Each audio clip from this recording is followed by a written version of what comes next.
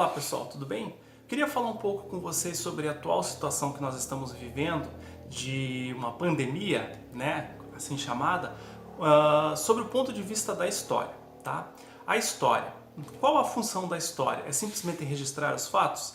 Não. É mostrar para as pessoas no presente o que aconteceu no passado e evitar que os erros aconteçam. Certo? Então tem aquela famosa frase, conhecer o passado para entender o presente.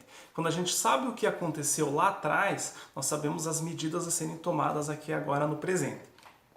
A história mostra que o que nós estamos vivendo não é algo novo. Já aconteceram epidemias, pandemias, né, ao longo da história, certo? O conceito de epidemia, então, pandemia, diverge um pouco. Epidemia é quando seria algo local, tá? Por exemplo, epidemia de ebola. Tá? Na África, foi algo mais local. Pandemia é um conceito mais global, é o que nós estamos vivendo hoje em dia. Tá? É uma propagação mundial de um vírus. Então, se nós pegarmos na escala cronológica, desde o surgimento das civilizações lá na Mesopotâmia e formos passando, né, ao longo da história, nós vamos ver que sempre ocorreram epidemias. Na Grécia, no Egito, inclusive aqui na América, ocorreram várias epidemias que dizimaram um número grande de pessoas. Na maioria das vezes, as pessoas não sabiam como eram infectadas, não sabiam como combater e acabavam, né, acreditando que era um castigo ou coisa dos deuses. Exemplo disso, a peste negra, em 1347, na Europa, matando 1/3 da população. Números divergem, mas acredita-se que quase 200 milhões de pessoas na época entre Ásia e Europa teriam morrido pela peste negra. 5 anos, mais ou menos, que dura o ciclo aí da peste negra, causou um caos na Europa, porque as pessoas não sabiam como era transmitido, não sabiam como se proteger, acreditavam que aquilo era um castigo de Deus ou acreditavam que aquilo era uma peste e o pânico se instaurou. Isso gerou, obviamente, crise econômica, crise política, tá? E gerou esse caos, né? Foi muito pior também do que o número de mortes, podemos dizer, né? Não sei se caberia uma comparação aí. As pessoas não sabiam que isso era transmitido através do piolho que se instala no rato. Tá? E como não tomavam medidas sanitárias, o vírus se espalhou rapidamente. Outro exemplo, a gripe espanhola. Né? Inclusive, né, o surto dessa gripe espanhola se deu há mais ou menos há 100 anos atrás, né? 1918.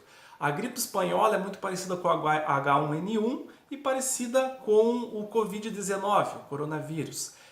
A professora de biologia talvez possa explicar um pouco melhor aí qual a diferença desses vírus, tal, mas a ideia, a dinâmica desses vírus é parecida. Eles infectam a pessoa, primeiramente, e até o momento da pessoa manifestar esses sintomas, ela já infectou um outro número muito grande de pessoas ao redor dele. Então, por isso que essa propagação desses tipos de vírus é muito rápido.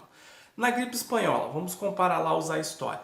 Na gripe espanhola, o primeiro surto ocorreu num acampamento inglês, durante a guerra, e rapidamente, naquele momento ali da guerra, nas trincheiras, se espalhou rapidamente.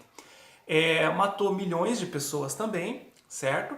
Eles sabiam o que fazer, sabiam como transmitir, mas talvez não tomaram todas as medidas cabíveis para segurar o vírus.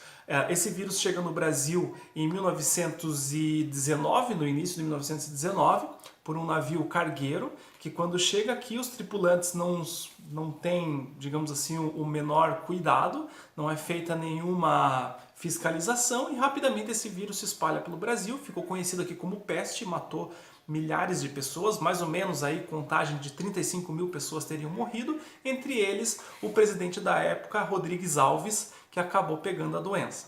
Tá? Outra comparação com os dias atuais aí.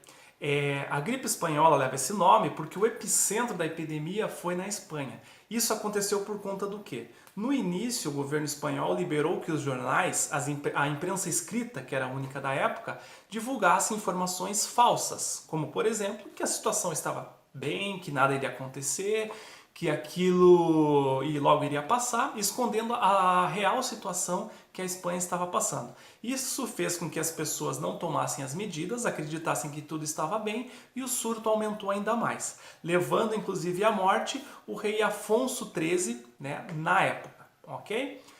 Então aí uma comparação com as fake news que nós estamos vivendo hoje em dia.